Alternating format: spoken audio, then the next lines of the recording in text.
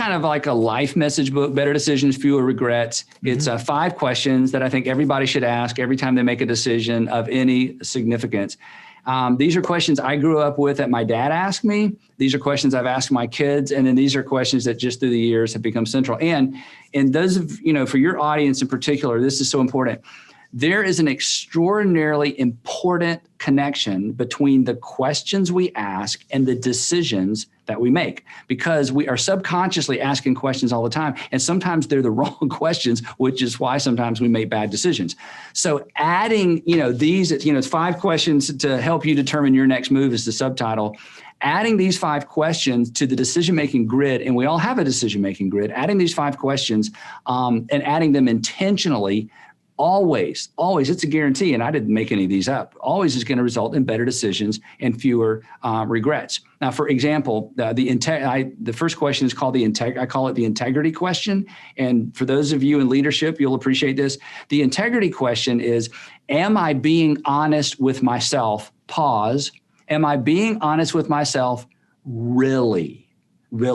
Because we all have an internal salesperson that has the potential to sell us on the worst ideas imaginable. And we can't, the hardest person to lead, right, is the person in the mirror. And the way we lead ourselves well is by being honest with ourselves. For those in your audience who have employees, if you've ever discovered that you have a liar on your staff, you cannot lead a liar. You have to fire the liar. And so in the book, I say there's a time for all of us to fire the liar on the inside and tell ourselves the truth.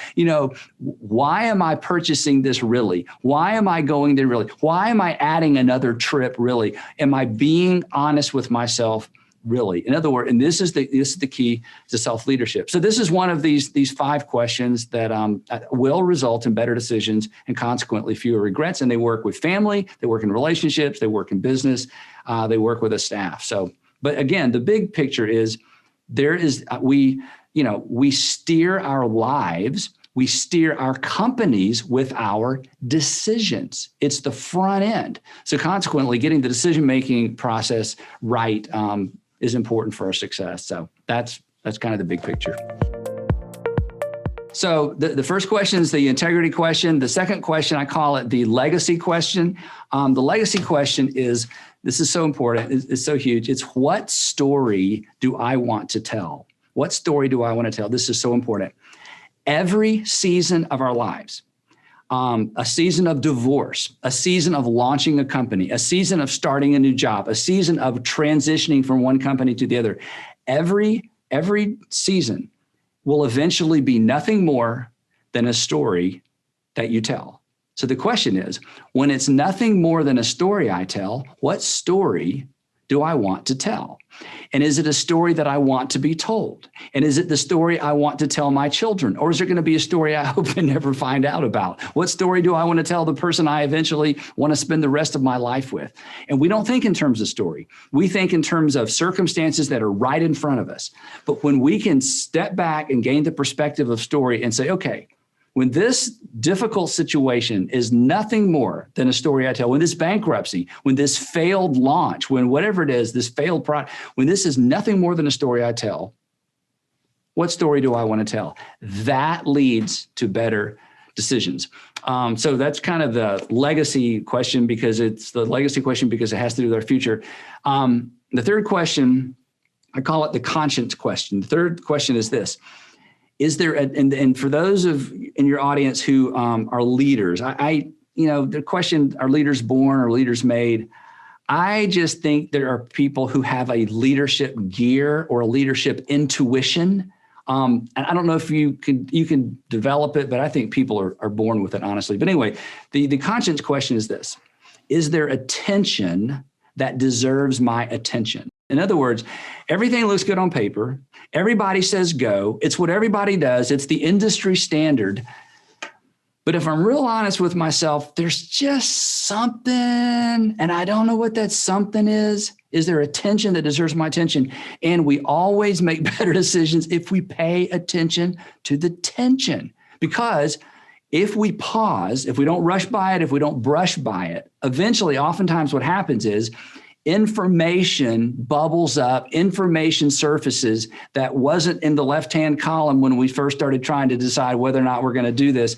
But if we rush by and brush by that tension, we oftentimes end up on the other side of a decision that was a bad decision. So especially leaders or entrepreneurs who have that internal thing that not everybody has, pay attention to that tension. So the question is there a tension that deserves my attention? And then the fourth question, I call it the maturity question. And I've spoken about this many, many times. The maturity question is, what is the wise thing for me to do? Not what is the right thing, not what is the ethical thing, not what is the moral thing. What is the wise thing for me to do? And I tease this out in 3 dimensions, in light of my past experiences, in light of my current circumstances, and in light of my future hopes and dreams. What is the wise thing for me to do? Or what is the wise thing for our company to do in light of what we've just come through, in light of what's going on right now, in light of what we ultimately want to accomplish? And the power, and the reason I call this the maturity question, is because at the individual level, our tendency is to live our lives on the line of ethical and unethical, moral and immoral, right and wrong. We have a tendency as human beings to snuggle up right to the line, which means there's no margin for error, right? We would never recommend our kids to live that way. We don't want the people we care about to live that way, but the gravitational pull is right up to the edge.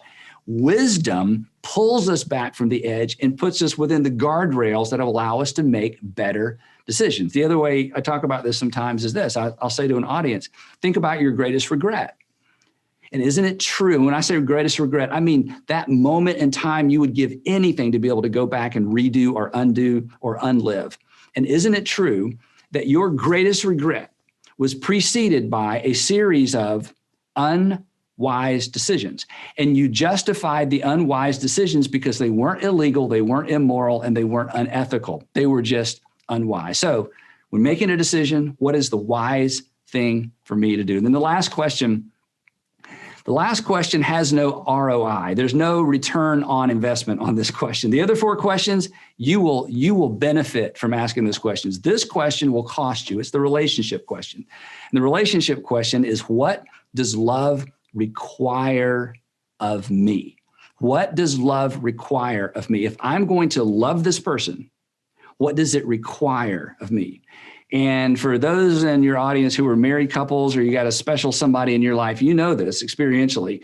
If both people, if both parties, or if both groups, within a community are willing to ask that question, there's virtually nothing you can't overcome. What does love require of me? There may be no return on that question, but it is the question that makes all the difference. And it is ultimately the question that I think changes the world. What does love require of me? So those are the 5 questions. I just encourage people to add to their arsenal of questions every time they make a decision. And that's why the name of the book is Better Decisions, Fewer Regrets.